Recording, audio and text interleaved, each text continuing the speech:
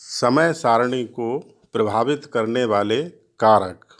ऐसे कौन कौन से कारक हैं या ऐसे कौन कौन से फैक्टर हैं जो हमारी समय सारणी को प्रभावित करते हैं। उसमें जो सबसे पहले है वो है अध्यापकों की संख्या। अध्यापकों की संख्या भी किसी भी विद्यालय में पर्याप्त होना चाहिए।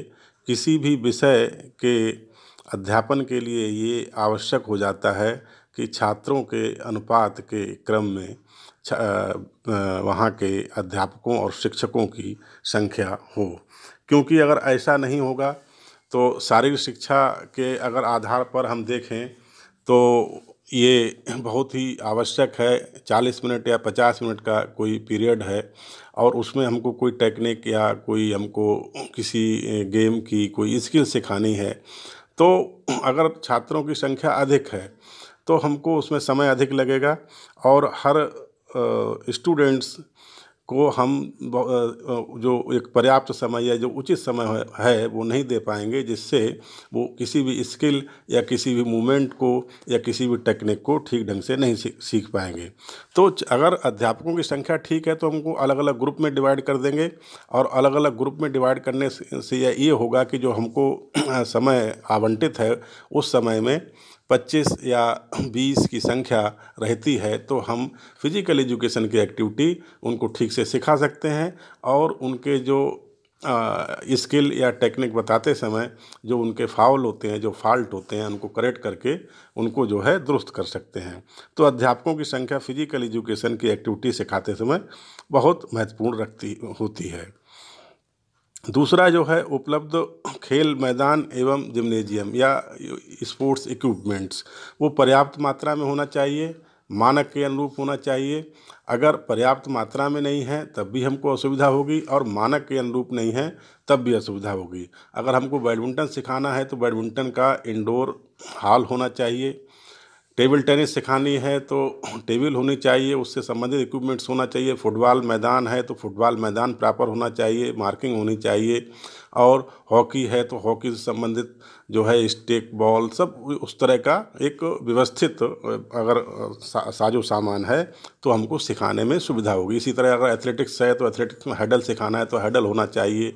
शॉट पुट, डिस्कस या जो भी इस तरह की खेल सामग्री है वो पर्याप्त मात्रा में होने चाहिए, जिससे सभी बच्चे उसका सही ढंग से उपयोग कर सकें और उससे समय का भी सदुपयोग होगा और बच्चे आसानी से सीखेंगे भी। उसके बाद है उपलब्ध इक्विपमेंट्स, जो स्पेशल इक्विपमेंट्स हैं। पहले तो मैं बता रहा था खेल मैदान और जिम्नेजियम वगैरह, वो सही मात्रा में होना चाहिए। उसके बाद उससे संबंधित इक्विपमेंट्स है, रैकेट है, शटलकॉक है, बॉल्स हैं, है ना, और वो हैडल्स हैं या स्टार्टिंग ब्लॉक हैं। अलग अलग गेम में बास्केटबॉल है, वॉलीबॉल है, वो सारी चीज़ें हमको सही मात्रा में उपलब्ध होनी चाहिए। फिर है छात्रों की संख्या, उनकी कक्षाएं और वर्ग। छात्रों की संख्या भी जो है वो एक जो क्लास में एक जो आइडियल क्लास है उसके हिसाब से होनी चाहिए। अगर बहुत ज़्यादा छात्र हैं तब हमको सिखाने में असुविधा होती है और उस समय में हम सभी छात्रों को सही ढंग से वो चीज़ नहीं बता पाते हैं, क्योंकि समय कम होता है। उनके फॉल्ट, उनकी गलतियां, उनकी जो त्रुटियां हैं उनको हम दुरुस्त नहीं कर पाते हैं या समय ख़त्म हो जाता है तब समस्या हो जाती है। कक्षाएँ जो हैं वो उस हिसाब से होना चाहिए कि सीनियर है या जूनियर वर्ग है तो उनको जो है अलग अलग हमको सिखाना पड़ेगा। एक साथ सभी कक्षाओं को 6 है या 9th के क्लास हैं उनको एक साथ कम्बिनेशन में नहीं सिखा सकते, क्योंकि 6 के बच्चे छोटे होते हैं, उनकी कैपेसिटी, उनकी सारी क्षमताएं कम होती हैं। 9th 10th या 12th के बच्चे सीनियर होते हैं, उनकी कैपेसिटी अलग होती है, तो उनको हम एक जैसी स्किल या टेक्निक या एक जैसे मूवमेंट नहीं करा सकते। इसी तरह से वर्ग है, लड़कियों को और लड़कों का अलग अलग वर्क करना चाहिए। जैसे जैसे सीनियर क्लास होते हैं वहाँ पर जो है लड़कियों की एक्टिविटी और लड़कों की एक्टिविटी और उनकी स्पोर्ट्स की जो कैपेसिटी है वो कहीं ना कहीं वहाँ पे उसमें विभिन्नता होती है, उसमें अलग अलग भिन्नता होती है। तो एक जैसी हम सेम एक्टिविटी उनको नहीं करा सकते, और सेम एक्टिविटी अगर कराएंगे तो वहाँ पर असुविधा होगी, क्योंकि जो सीनियर 12th के या 11th के या ग्रेजुएशन के बच्चे हैं वहाँ पर उनमें कहीं ना कहीं कार्य करने की क्षमता दोनों की अलग अलग हो जाती है। तो हमको उनको वर्ग वाइज भी अलग अलग करना चाहिए। फिर स्कूल का प्रकार भी हमारी जो समय सारणी को प्रभावित करता है। स्कूल रेजिडेंशियल है, डे बोर्डिंग है, या को है।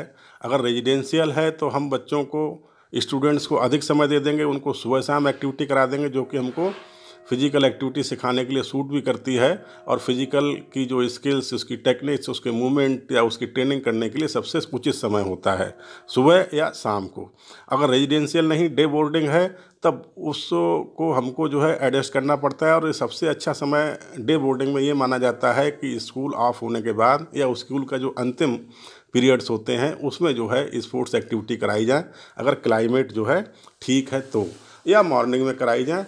और जो बीच के पीरियड हैं उसमें रिक्रेशन एक्टिविटी कराई जाए, मनोरंजनात्मक खेल कराए जाए या इंडोर खेल कराए जाएँ, वो ज़्यादा ठीक रहते हैं। क्योंकि उन्हीं पीरियड्स के बाद बच्चों को स्पोर्ट्स पीरियड के बाद अपने कक्षाओं में थ्योरी क्लास के लिए जाना रहता है, तो वहाँ पर उनको थकान नहीं होगी और जो है उनकी किट या उनकी ड्रेस वगैरह भी उचित रहेगी। उसके बाद है क्लाइमेट और जलवायु। ये भी कहीं ना कहीं हमारी समय सारणी को प्रभावित करती है। अधिक गर्मी होगी या अधिक ठंड होगी या बारिश का सीजन है तो हमारे स्पोर्ट्स या फिजिकल एक्टिविटी प्रभावित होती हैं। अधिक गर्मी में आप दिन में स्पोर्ट्स पीरियड लगाएंगे तो वहाँ पर असुविधा होगी। अधिक ठंड है तो हम आउटडोर गेम कराने में हमको सुविधा होती है। या बारिश वगैरह जब बहुत ज़्यादा होती है, बरसात का सीज़न होता है, तो हमारे ग्राउंड्स वगैरह जो आउटडोर एक्टिविटी हैं वो प्रभावित होती हैं कहीं ना कहीं इस तरह के क्लाइमेट में। फिर उसके बाद है छात्रों की उम्र, उनका वर्ग और उनकी क्षमता आदि। छात्रों को भी हमें अलग अलग कैटेगराइज करना चाहिए, उनकी उम्र के हिसाब से, उनके वर्ग, लड़के लड़कियां या पुरुष महिला उस हिसाब से, और उनकी कैपेसिटी के हिसाब से। क्योंकि उम्र जैसे अगर कोई विद्यालय है जहां 6 से लेकर 12 तक बच्चे पढ़ते हैं तो 6, 7th वाले बच्चे 11th 12th वाले बच्चों के साथ एक्टिविटी नहीं कर सकते, क्योंकि उनकी उम्र में अंतर होता है और उनकी शारीरिक क्षमताओं में भी अंतर होता है। इसी तरह से अगर गर्ल्स हैं और बॉयज़ हैं तो उनकी भी जो शारीरिक क्षमताएं होती हैं, कार्य करने की कैपेसिटी होती है, स्पोर्ट्स की जो उनकी परफॉर्मेंस या स्पोर्ट्स की कोई मूवमेंट या कोई टेक्निक करने की कैपेसिटी हो, वो भी अलग अलग होती है। तो हमको उनको अलग अलग ग्रुप में बांटना चाहिए। और दूसरी बात है क्षमता। एक एज ग्रुप के बच्चों में भी अलग अलग कैपेसिटी होती है। कुछ बच्चे थोड़ा स्लो होते हैं, कुछ तेज़ होते हैं, कुछ मध्यम होते हैं। तो जो बच्चे बहुत तेज़ हैं या जो बहुत ज़्यादा एक्टिव हैं या जिनकी फिजिकली बहुत ज़्यादा फिट हैं, उनको अलग ग्रुप बनाना चाहिए, और जो थोड़ा स्लो हैं उनका अलग ग्रुप बनाना चाहिए। धीरे धीरे बच्चे कुछ ऐसे होते हैं जो जिनकी जानकारी या जिनकी फिजिकली कैपेसिटी स्लो होती है, लो होती है, वो प्रैक्टिस या ट्रेनिंग के बाद अपने आप को इम्प्रूव कर लेते हैं। और जो बच्चे जानते होते हैं, जानकारी होती है, तेज़ होती है, उस एक्टिविटी में तेज़ होते हैं, वो अपने आप को और ज़्यादा इम्प्रूव कर लेते हैं। तो शुरुआत में हमको इस तरह का ध्यान रखना पड़ता है कि बच्चों की कैपेसिटी, उनके शारीरिक क्षमता, और उसके हिसाब से उनको कैटेगराइज करके उनको फिजिकल एक्टिविटी कराना चाहिए या फिजिकल गेम स्पोर्ट्स कराना चाहिए। और जब कुछ दिन बाद वो ट्रेनिंग से और अभ्यास से जब वो फिट हो जाते हैं तो फिर उनकी परफॉर्मेंस के हिसाब से हम उनको कैटेगराइज करते हैं। समय सारणी की आवश्यकता या महत्व, need and importance of time table. तो ये भी कहीं ना कहीं ध्यान रखना पड़ता है हमें। और ये हमारी जो टाइम टेबल स्कूल्स का होता है उसका क्या महत्व है और क्या आवश्यकता है। समय की कमी एवं समय के अमूल्य होने के कारण वर्तमान समय में इसकी बहुत आवश्यकता है, तथा कम समय में ये कहीं ना कहीं आवश्यक हो जाता है कि हम अधिक से अधिक कार्य अधिक कुशलता के ढंग से करें, जो कि जिससे छात्र और जो हमारे स्टूडेंट्स हैं वो कम समय में ज़्यादा से ज़्यादा जानकारी हासिल कर सकें, ज़्यादा से ज़्यादा ज्ञान प्राप्त कर सकते हैं। और इसका मात्र सही उत्तर, सही कार्य विभाजन यही है कि अगर हमारा टाइम टेबल सही बना हुआ है और समय सारणी ठीक बनी हुई है तो हम उसका सही सदुपयोग कर सकते हैं। तो अब इसकी आवश्यकता और महत्व के मैं आपको पॉइंट वाइज बता रहा हूँ, कौन कौन से पॉइंट हैं जिनके आधार पर हम समय सारणी की महत्व और आवश्यकता को समझ सकते हैं। जो हमारे वीकली जो टीचिंग के या स्कूल के दौरान जो हमारे वादन या घंटे होते हैं या पीरियड्स होते हैं, उनके सही सदुपयोग की हमको जानकारी मिलती है। हमको जब पता चल जाता है कि हमारे जो वीकली जो घंटे हैं वो किस किस सब्जेक्ट के हैं, किस किस सब्जेक्ट्स या किस किस विषय के हैं, तो हम उसी हिसाब से अपना माइंड मेकअप करते हैं, उनकी सही जानकारी हमको हो जाती है और उसी हिसाब से हम अपनी तैयारी करते हैं। दूसरा है विद्यालय लगने का समय तथा उपस्थिति के समय की जानकारी। जब टाइम टेबल बनता है तो टाइम टेबल की कहीं ना कहीं ये भी आवश्यकता हो जाती है हमारे लिए कि किस समय हमारा स्कूल शुरू होगा और किस समय स्कूल ऑफ होगा, और उस समय हमारी अटेंडेंस और जो और दूसरी एक्टिविटी हैं उन सारी चीज़ों का जब हमको समय सारणी प्राप्त हो जाती है तो उस हिसाब से हम अपने आप को तैयार रखते हैं। अ, उसके बाद है कि जो हमारे टीचर्स हैं, जो अध्यापक हैं, वो कौन कौन से विषय और कब कब पढ़ाए जाएंगे, समय सारणी से हमको इसकी भी जानकारी प्राप्त हो जाती है। उसके बाद शिक्षणेतर गतिविधियां हैं, उनकी जानकारी और उनकी प्रगति का ज्ञान हमको होता है कि हम जैसे स्पोर्ट्स एक्टिविटी करते हैं या हमारे स्कूल में कुछ इस तरह का क्लिनिक, कॉन्फ्रेंस, सेमिनार या जो भी आयोजन इस तरह के होते हैं, या कोई स्पोर्ट्स का फंक्शन हो रहा है या स्पोर्ट्स मीट हो रही, प्ले डे है, इस तरह के जो बहुत सारी गतिविधियां होती हैं वो अगर समय सारणी में अंकित रहती हैं तो उससे छात्रों को जानकारी मिलती है और उससे वो कहीं न कहीं लाभान्वित होते हैं और उसमें समय से उपस्थित भी होने की कोशिश करते हैं, जो उनके लिए कहीं न कहीं आवश्यक हो जाता है। उस समय सारणी से किस टीचर पर कितना उस पे लोड है, कितने घंटे उसके हैं, उसके भी उस पे सारा जानकारी रहती है, जिससे वो टीचर्स जो है अपने को उसी हिसाब से तैयार करता है और अपने जो घंटे हैं उसको जो आवंटित हैं उसको जो है वो समय से लेकर और छात्रों को जो है उस विषय की जानकारी देते हैं। अध्यापक की उपस्थिति तथा समय तथा कक्षा में कौन सा विषय पढ़ाया जाएगा, उसका समय क्या है, ये सारी जानकारी हमको समय सारणी से प्राप्त होती है। कार्यक्रम नियोजन में सहायता की जानकारी होती है, जो हमारी प्लानिंग होती है, प्रोग्राम होता है, वो समय सारणी में कहीं न कहीं अंकित रहता है और उससे जो है हमको सहायता मिलती है अपने उन कार्यक्रमों की प्लानिंग करने की, उनकी योजना बनाने की।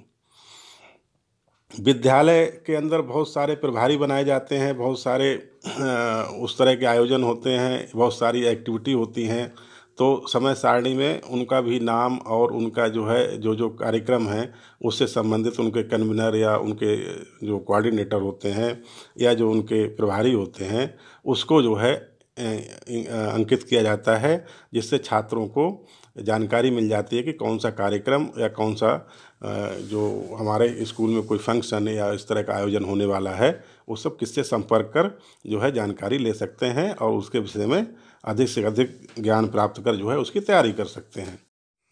विद्यालयों के अंदर विभिन्न प्रकार के आयोजन होते हैं, विभिन्न प्रकार की गतिविधियां होती हैं, उससे संबंधित उनके प्रभारी नियुक्त किए जाते हैं, जिसका भी छात्रों को समुचित ज्ञान प्राप्त होता है। उसके अतिरिक्त कुछ समय सारणी के अंदर कुछ क्लासेज होती हैं जिनके बीच बीच में खाली पीरियड्स होते हैं, खाली घंटे होते हैं, तो वो भी दर्शाए जाते हैं, जिससे छात्रों को उनकी जानकारी हो जाती है और उसका जो वो लाइब्रेरी या स्पोर्ट्स एक्टिविटी या किसी अन्य रिक्रेशन एक्टिविटी के माध्यम से अपना जो है समय का सही सदुपयोग करते हैं। फिर उसके बाद है महीने में बहुत सारे इस तरह के आयोजन होते हैं, फिजिकल एक्टिविटी से संबंधित आयोजन होते हैं, या कोई स्पोर्ट्स डे है या कोई टूर्नामेंट्स या कोई अलग अलग क्लासेस के बीच में कोई मैच का आयोजन हुआ है, वो मंथली स्कूल में कराए जाते हैं और वो भी हम समय सारणी में लगाए जाते हैं, जिससे छात्रों को उसकी जानकारी होती है और छात्र जो है उसी हिसाब से अपने आप को तैयार करके आते हैं उस दिन और उसका जो है फिजिकल एक्टिविटी और स्पोर्ट्स में जो है भाग लेकर अपने आप को या अपनी प्रतिभा का प्रदर्शन करते हैं। स्कूल के अंदर अलग अलग सदन या हाउसेज होते हैं, अलग अलग ग्रुप बनाए जाते हैं, उनमें उनका नाम दिया जाता है। टैगोर हाउस है, मालवीय हाउस है, या राधा कृष्णन हाउस है, या भगत सिंह हाउस है। इस तरह से अलग अलग स्कूलों में, विद्यालयों में अलग अलग नाम दिए जाते हैं और उनके जो लीडर होते हैं या कैप्टन्स होते हैं या जो उनको जो है लीडअप करते हैं, उनका नाम दिया जाता है।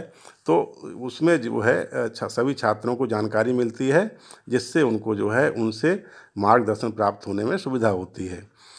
प्रत्येक कक्षा के अलग अलग मॉनिटर होते हैं, इसकी जानकारी भी दी जाती है समय सारणी में।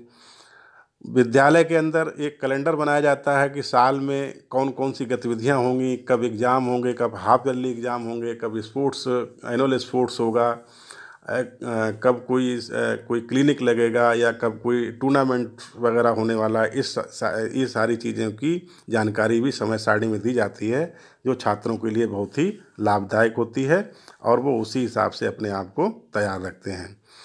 विभिन्न खेल आयोजन कराए जाते हैं, उनके अलग अलग कैप्टन्स होते हैं, टीम्स बनाई जाती हैं, उनके कैप्टन्स होते हैं, तो उनकी जानकारी भी समय सारणी में दी जाती है। तो जिससे जो है छात्र अपने जिस टीम में या उनकी रुचि के अनुसार या उनकी शारीरिक क्षमता के अनुसार वो जिस खेल में भाग लेना चाहते हैं लेते हैं और अपनी परफॉर्मेंस को दिखाने का या प्रदर्शित करने का उनको मौका मिलता है, तो वो कैप्टन्स की भी उनको जानकारी मिल जाती है और उससे जो है अपनी तैयारी करते हैं। तो कुल मिला के अगर ये कहा जाए कि समय सारणी किसी विद्यालय का दर्पण होता है तो कोई अतिशयोक्ति नहीं होगी, क्योंकि समय सारणी से ही हम विद्यालय के सारे कार्यक्रमों की, चाहे वो शिक्षण से संबंधित हो, चाहे सारी शिक्षा की गतिविधियां हों या अन्य जो छात्रों के हित में जो भी इस तरह की गतिविधियां होती हैं जो छात्रों को ज्ञान प्राप्त करती हैं, वो सारी समय सारणी में दर्शाई जाती हैं। तो वो समय सारणी जो है किसी भी एक विद्यालय का जो अच्छे ढंग से संचालित हो रहा है, तो उसका एक तरह से ये दर्पण या एक आईना होता है जिसमें सब कुछ जो है अंकित रहता है, जिससे छात्र जो है समझ जाते हैं, अध्यापक सब जानकारी हो जाती है और उसी हिसाब से अपनी तैयारी कर कर वो जो है विद्यालय में जो है आते हैं और ज्ञान प्राप्त करने की कोशिश करते हैं और शिक्षक जो है ज्ञान देने की कोशिश करते हैं, जिससे हम अच्छे छात्रों को एक अच्छे उनको विद्यार्थी के रूप में विकसित करने की कोशिश करते हैं। लूथर गुलिक एक शिक्षा शास्त्री हैं, उन्होंने प्रशासन की सफलता के लिए सर्वप्रथम जो है प्लानिंग या योजना को ही महत्व दिया है। तो ये कहीं ना कहीं हमारी समय सारणी के जो क्यों आवश्यक है, ये इसकी आवश्यकता क्या है, इसकी महत्व क्या है, ये जो है हमने बताया। मुझे उम्मीद है कि आप लोग इसके बारे में समझ गए होंगे।